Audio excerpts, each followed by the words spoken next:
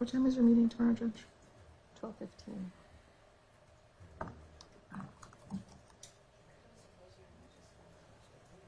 It's an intent. Yeah. Yep.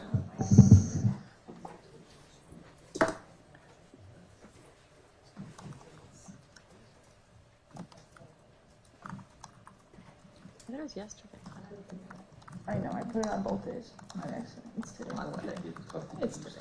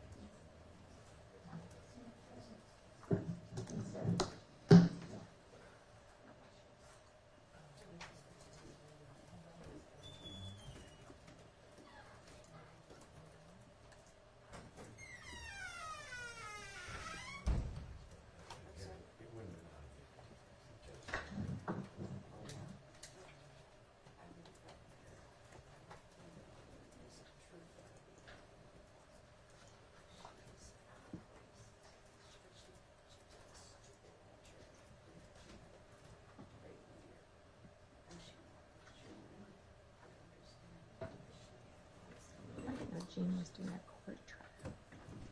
Maybe this week. Prizes? I just got the list of what cases were up for December 10.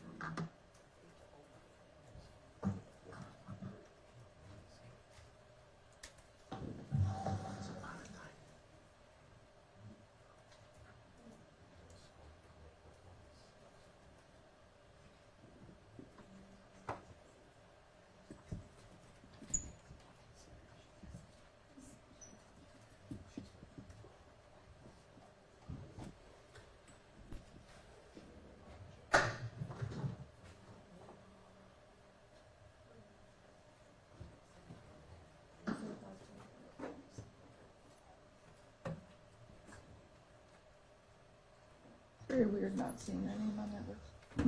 I know, I thought the exact same thing.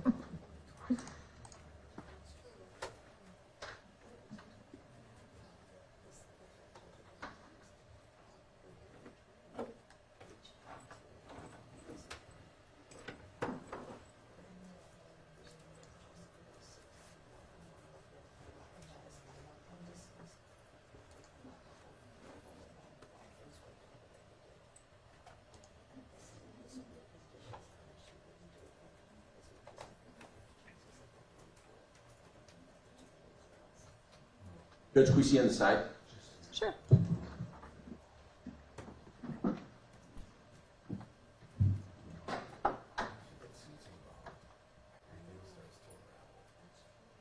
Hello.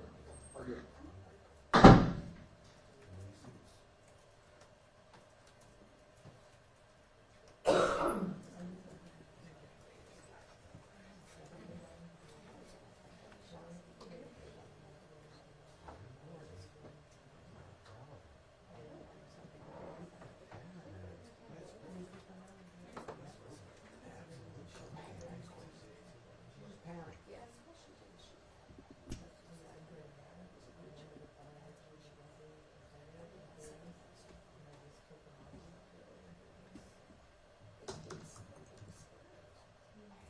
Give me a share. Give me that share. Lisa can lean against the wall.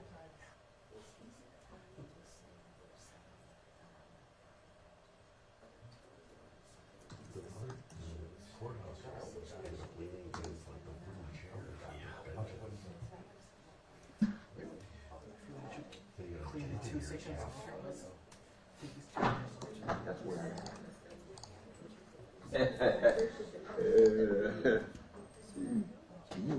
consultants. Sure. I think he's up in trial in.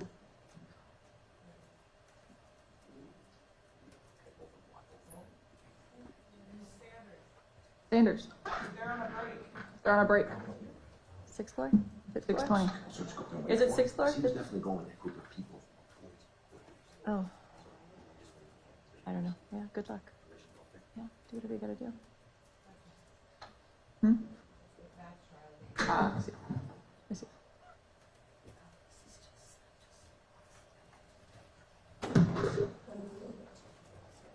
Can you reach out to Sanders' clerk and say if Salton comes back to have him call down here before they go back up into trial?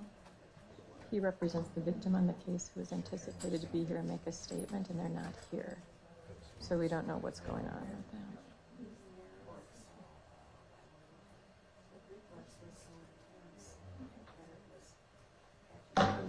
We can just hang out.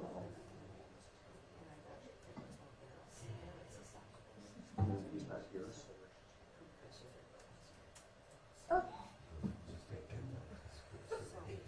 Oh, you know, this letter over to see that. Okay.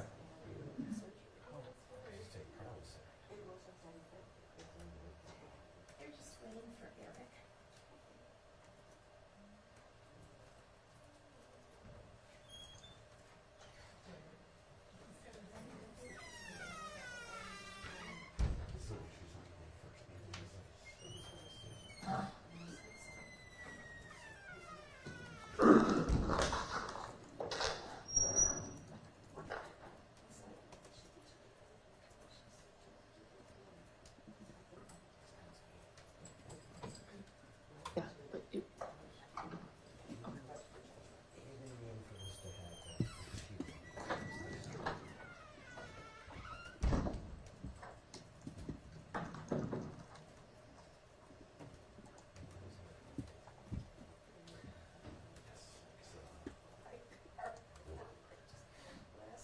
That's why I bring the jacket last time in here. I forget about it. I leave it in the car.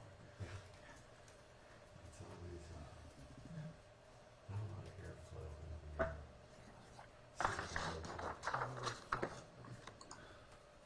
It's clogging up because look at how much dust is there. It's probably a big thing. All the way back when they used to be smoking food and stuff. Oh yeah. Yeah. It's supposed to start at 9. There's some smoke in there from 7. Just like in the shop studio, you can see the ceilings do kind of have a brownish tint to it. But yep, from back then, Oh yeah. when we get out there, they do it.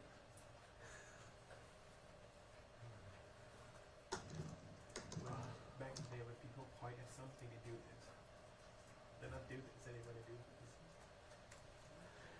One of my first jobs, I worked at a movie theater, and we got a new manager, and he smoked in the office, chain smoked, and the office had no windows. A nightmare. The dark, sticky and brown. And, yeah. Yes. It's funny too. My first job, I was in a factory, and my supervisor, he's a heavy smoker, but he cannot like often go out and smoke. So when he on his break, he went out. He went out frequently, but it takes shorter. The clerk for Judge Sanders said that they had to break around 9:40. He went So maybe he's in the just courthouse. like that. Yeah, and then go back in quick. Thank you. We had to go back in. Oh wow. You know why they're on break up there? No idea. Huh? They said they're starting back up at 11. They're bringing the beagle in. Oh, we did hear about this. This is the one juror that We're accused gonna the go? other juror. All right, something. Are we ready? Griff? We ready? Okay.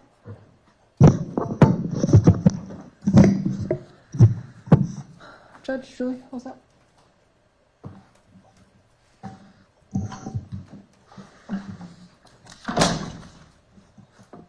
State of Wisconsin versus Stephanie Rapkin, 20 CF 2126. Appearances, please. Jim Griffin for the state. Good morning, Judge. Attorney Anthony Cotton with Stephanie Rapkin. She's here in person. Good morning. We are here for sentencing. Are the parties prepared to proceed? Yes. Yes. State? For the record, Judge, we did receive a message back now from Attorney Sultan.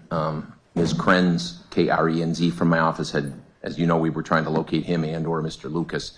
He texted back saying that Mr. Lucas did not any longer plan on attending the sentencing. So I think you heard from him a little bit at the trial. And so in terms of victim notification, there was ample notification. He's exercising he's made the decision not to attend. Understood. Thank you. So after trial, it always becomes to me a little less critical. Well, maybe it's never critical from the DA's perspective, what to say to the judge at this particular juncture. I feel like the DA's job sort of is done at this point, and we're expected, or it's expected, that we make a recommendation. And I've thought about it, obviously. There's sort of, as there always is, those two sides to this whole thing. Ms. Rapkin is reached what I would call an older age in life. She's about my age, a little bit older, with no criminal record up till this. Those are things that normally are, and they are, even in this case, those are positive, very, very good positive things. She's been, to put it in a very unemotional way, a productive member of society. All those good things that a lot of our criminal defendants often don't have when they're sitting in that chair. Coupled with what she did, of course, because the court heard all of that, and there's no need to rehash it here today, coupled with what I thought was less than truthful testimony from someone who, while on the one hand you understand they're the defendant and they don't want to be found guilty, and desperate times call for desperate measures, however you want to phrase that, she's a lawyer. And that fact was salient in her testimony and in her presentation and all of those kinds of things. And that's a really aggravating factor from my perspective. I said it to the jury in closing. I say it here today. I don't think she told the truth on the witness stand. And I don't think she cut a little bit around the corners. I think she didn't tell the truth about what happened out there. There's always the possibility she's convinced herself at some level that that's what happened. It didn't. And that's something else I know this court will have to balance, I guess, when you look at it. It's a disorderly conduct. I know back in the day when this all happened, lawyers were on TV. This should be a battery. This should be a battery. Well, not under our laws. It's not a battery. It's not. It's a simple question. There's no bodily harm here. I know in other states, a battery can be doing something to someone to cause them insult or emotional injury, whatever. We don't have that law here. And this notion that this was something legally, criminal law-wise, more than a disorderly conduct, it's not accurate. It was bad enough. I mean, what she did was bad enough. It's spitting on someone is just so, it's just so degrading. It really leaves them with no response. And you can tell in that video that, Eric was upset, to say the least. I think, it's other people stepped in, they protected him, and those people protected her, Ms. Rapkin, from anything that could have happened because people were angry, you could tell, about what had happened. So I don't really have a specific recommendation for the court. I've talked to people in my office, what's the right thing to do here? Well, the beauty of being the district attorney is I don't have to make that decision. Again, with all due respect, you do. And I think you can make the argument for some jail time here. I do, in spite of all the goods for her. I don't think it would be inappropriate. And I don't mean 90 days or anything like that. But I also think, you can sort of make the argument, yeah, but, and those are strong arguments to some degree as well. But when I look at what she did here and what she did at trial, I have a hard time not saying that if only for this, I don't know if punishment's the right word, but it seems that's sort of the only word we left to punish her, that some jail time, I would ask the court to consider that. Thank you. When I hear the word punishment, the first thing that comes to my mind is the different ways that can be inflicted on a person. Certainly this court could just give her 90 days, 30 days, 60 days. You can impose whatever jail sentence you want if you think that's appropriate. And there's no ambiguity or misunderstanding here as to the court's power to do that if the court feels that's appropriate. But when I think of punishment, I think of things also like collateral consequences. And I don't know that certainly Ms. Rapkin could have entered a plea in this case. It's always the dilemma when we have a trial. She didn't. She exercised her right to have a trial. And she has now been on bond for about 3 years on a criminal case. Not quite 3 years. We're coming up on the 3-year mark, but she's been on bond that whole time. And she's been perfect. And so I think about the punishment that's been inflicted on her, and we touched on it a little bit in our sentencing memorandum, but what horrible collateral consequences she suffered because of the things that happened in here and the decisions she made in this case. Stephanie, before this happened, by every account, comes before this court with, I would argue, the best character of pretty much any defendant you could ever see in court.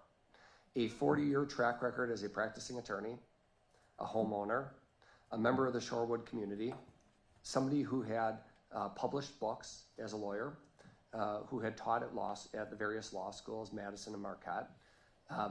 She's done guest lecturing before, and who has devoted herself to representing thousands of people. She's done estate planning work, and she has a litany of satisfied clients throughout her career. And were Stephanie to not have found herself in this situation, I don't think any of the collateral consequences we're talking about today would have ever unfolded. I think there was and you heard all the testimony, you heard all the facts, and this video has been played over and over and over, so the court certainly has plenty of information to work with. But in terms of a punishment that she's suffered, it has been tremendous. She was arrested. Mr. Griffin talks about jail. She was taken to the Milwaukee County Jail for 4 days, straight time, with no release, in handcuffs, in isolation during that time. Having not even received a traffic ticket in her life, no criminal contacts at all with the criminal justice system, and she goes from upstanding member of the community to public enemy, I don't want to say public enemy number one, but a social pariah, you might say. Somebody whose reputation was ruined. And she can rebuild it. She has a life ahead of her, I have no doubt about that, but it has been seriously affected as a result of what happened in this case. After her arrest, Stephanie's law practice had to be shut down. So she's no longer practicing. She's dealing with an OLR complaint. She's dealing with the civil lawsuit that's been initiated against her. She's dealing with a criminal prosecution here and a companion criminal prosecution tied in with this case. She spent God knows how much on legal fees. It's cost her so much financially, emotionally, really across the board in every respect. I think that, and you see that there's family members who care about Stephanie. There's people who came here to support her at trial, and there's people who Stephanie does not want anyone to speak on her behalf, but I know there's people who would be willing to make statements and speak on her behalf because there's so many people who care about her. And they know that she is not the type of person that's been painted, perhaps. To bend the mic top down, it's not going to give you the feedback. Is that better? Better. Yeah, thank you. And so what happened after this, of course, is that Ms. Rapkin was labeled as a racist, as somebody who engaged in this behavior because she was part of some anti-BLM person. And the people who know her would say nothing could be further from the truth. That's not her character. She's not a racist. Her family members would say they wouldn't associate with her if she was expressing those types of views. She was somebody who probably was more aligned with a BLM side of things than a non-BLM side of things. And she's lived such an upstanding, good life. As a member of the community with good character, she's somebody who's helped people throughout her life. She's helped people in her legal career. She's helped run charitable foundations. And the last 3 years have been an absolute living nightmare for her. Those are the consequences that she's had to deal with as a result of this. I think that when you look at the severity of the crime, as Mr. Griffin said, it's a disorderly conduct. This court presides over much more high-level matters and more serious cases, carries a 0 to 90-day range. I think the time served is appropriate in this case, given that Ms. Rapkin did serve those 4 days in custody. I don't see any rehabilitation I really don't see any probationary needs here, and that's why we didn't ask for that. She's been on bond now for 3 years. There haven't been any issues during her time on bond, and there wasn't any issue before this incident happened.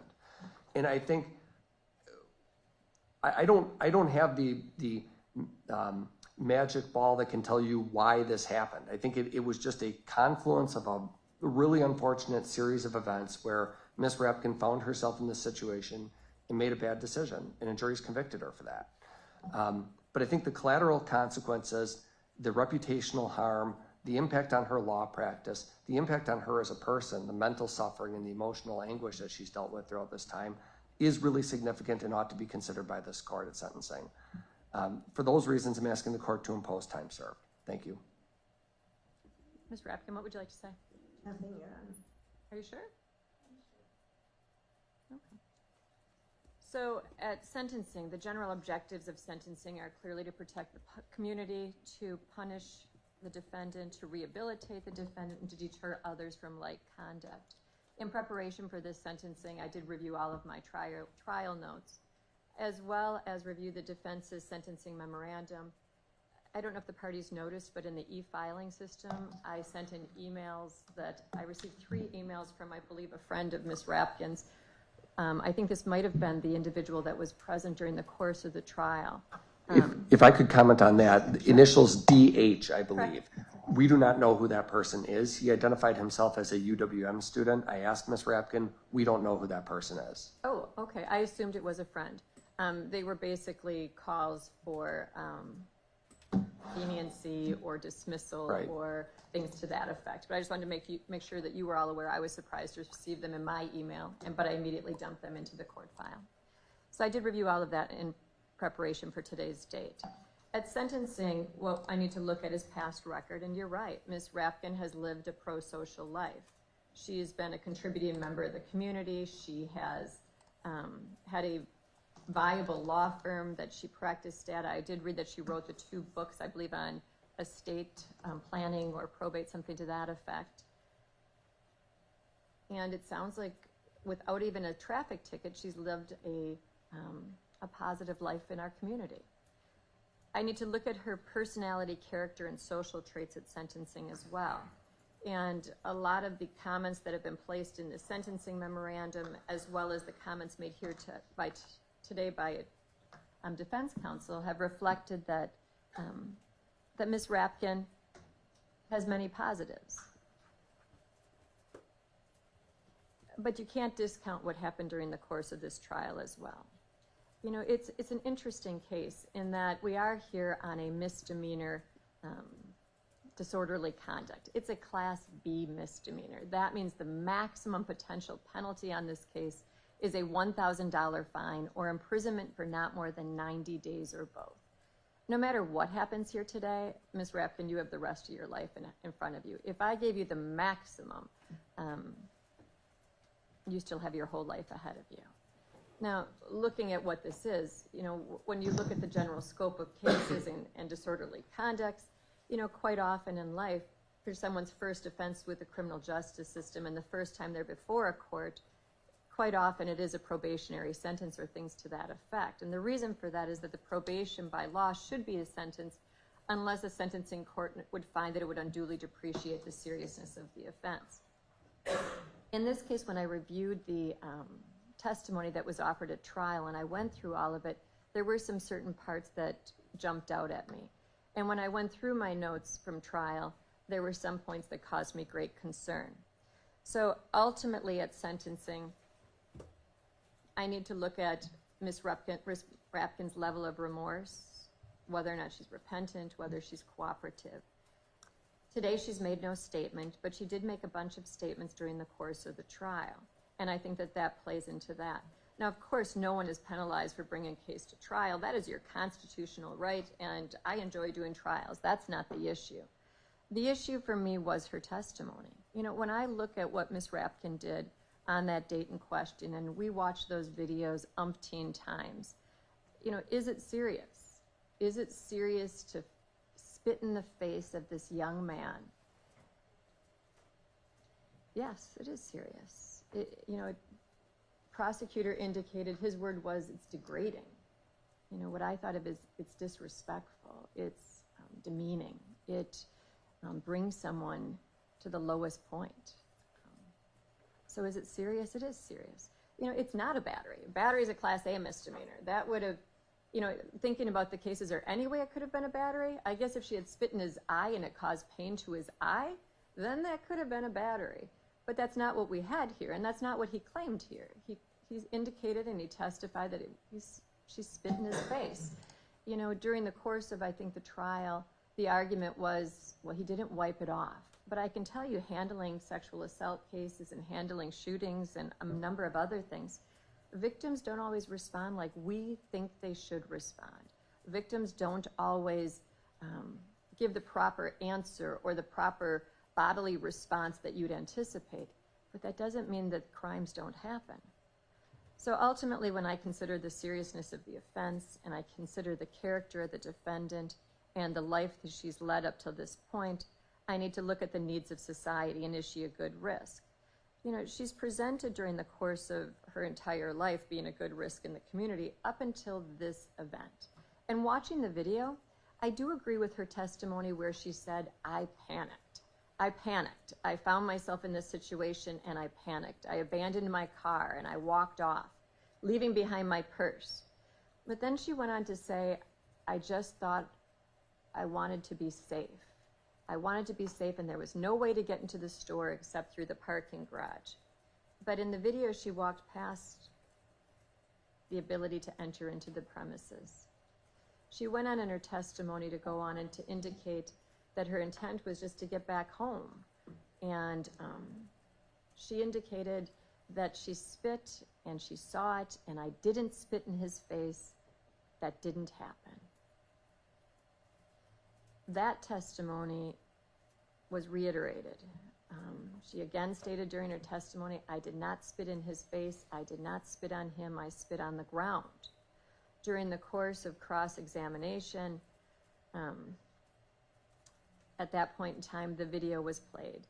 And at 5:02 on the video, she indicated, I am not denying I spit on the kid.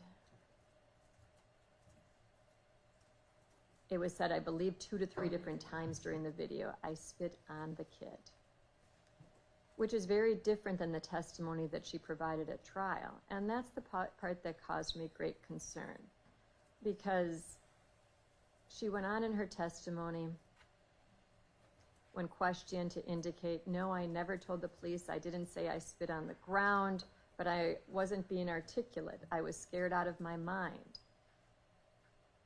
And they walked back through the testimony again.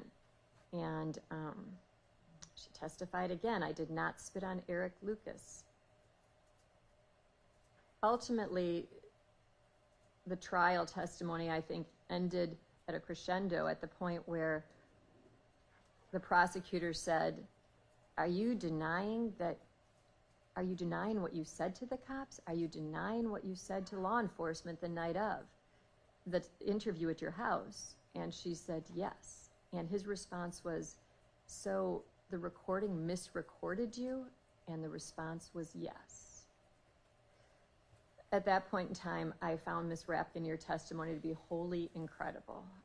I do think that at times people, during the course of trial, their concern is more saving themselves than justice. You know, you are a lawyer, and it was touted during the trial that you are a lawyer who has done good for the community, but you're also upheld to the standard of understanding that words matter, and words and actions matter. And in this particular case, I believe that you took the stand and you lied. You provided testimony that was in complete contradiction to the testimony you provided when interviewed to law enforcement. And for that, you need to be held accountable. Now, you also need to be held accountable for the behavior underlying this offense. And if it was just the behavior underlying the offense, then I think your sentence would be at a different point. But the fact that you took the stand and lied weighs against me and weighs against you in determination of your sentence. Relative to this matter, you need to submit a biological specimen to the state crime lab for DNA purposes, and you need to pay the surcharge thereof. I am going to order during I am going to order a no contact order, and I'm going to prohibit any contact with the victim underlying this case. If you violate my no contact order, you will be looking at a maximum possible penalty of $10,000 fine, a 9-month period of confinement, or both. As I indicated, probation should be the sentence unless I find it would unduly depreciate the seriousness of the offense. I think what's necessary is for you to give back to the community. I think by rebuilding the community's trust in you, it's going to help you. And I think that you need to do community service to give back. And I think that that's what's appropriate. So relative to this matter, this is a 90-day misdemeanor. I am going to impose a sentence in the House of Correction of 60 days. 60 days in the House of Correction. I'm going to impose and stay that, and I'm going to place you on 1 year of probation. During that 1 year of probation, you indicated at this point you're not working forward in your law firm, so I'm assuming you have time on your hands. I'm going to order in the next year that you do 100 hours of community service. I think it'll be good for you. I think that the people you'll have contact with will realize you're a valuable and necessary member of the community, and I think it shows that you are working to rebuild your faith and your trust in the community. Now, Shannon, nobody wants me. I can't leave my house because of the death threats all the time, and nobody wants me to volunteer with them. I've tried for the past year just for my own mental health sake. I can't get a job. I understand that. It's not viable. I would rather go to jail right now and take care of it. And if the DA truly believes that I lied on the stand, he should be bringing charges against me. Let the judge finish her. So relative to this matter, I deal with people all the time in my courtroom that struggle with finding places and finding people to do community service, and yet they're out there. I can tell you that there are millions of opportunities in our community where people need help, and that they will accept you. And you know what? You'll be working with the probation and parole department, and they will help you find locations where you can do the community service. And you know what? I think it'll be good for you to do. So I am ordering 100 hours of community service to be completed in the next year. Now, I do agree with the DA. I do believe that you provided testimony that was completely in contradiction to statements you earlier gave. And I do agree with Attorney Griffin that I think sometimes people, the way that they remember events changes every time that you pull those events up in your mind, and maybe you repeated them or reiterated them to yourself so many times that you changed in your mind what exactly happened. But watching the videos, hearing your testimony, and then hearing your testimony from the stand, it showed complete contradictions. Based on that, I am ordering condition time on this case. I think it's appropriate. I think that in our system of justice, we have to have faith and believe that people who take the stand will be truthful. I think that as a lawyer, you understand how important it is when you are under oath to, in fact, be truthful. And I don't believe that's what happened in this case. So relative to this matter, I am ordering 30 days of condition time. Now, Your Honor, I am outright refusing the probation. A defendant has the right to reject probation. she does. Then at this point in time, the 60 days that I imposed and stay will be starting today. I will give you 4 days of pretrial incarceration credit. As to the fees, costs, and assessments, how much time does your client need to satisfy that? I'd ask that you have 90 days for that. 90 days to pay. If not paid, it will convert to a civil judgment.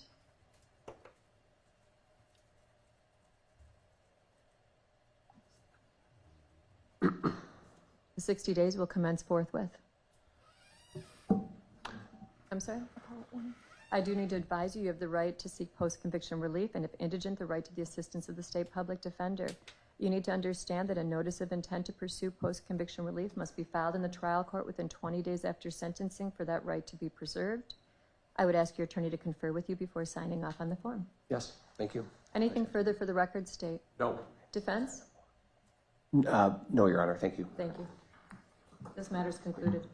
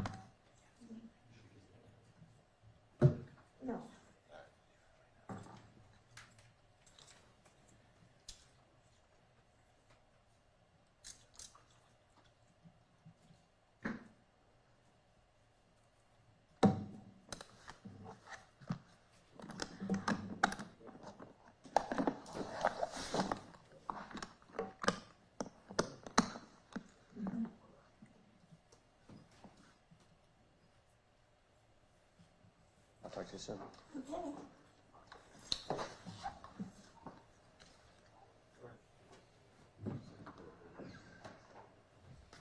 Okay. 20 CF 2126.